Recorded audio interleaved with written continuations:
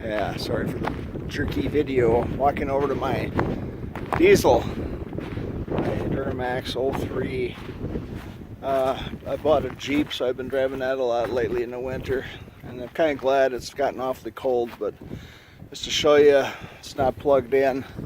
It's 32 degrees according to my phone, or weather here, and I'm curious to see with, I do have,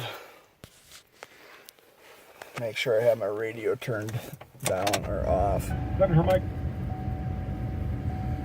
There, I don't think I'll get any grief from the YouTube cops for having one little blurb of radio there.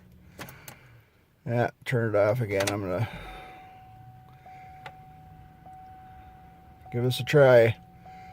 I haven't started it since the last time I show a video on this. Hey, how about that?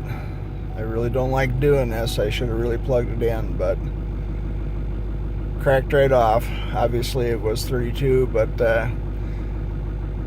about a day ago it was right around 0, so yeah, not bad. Thanks for watching. Have a great day. Bye.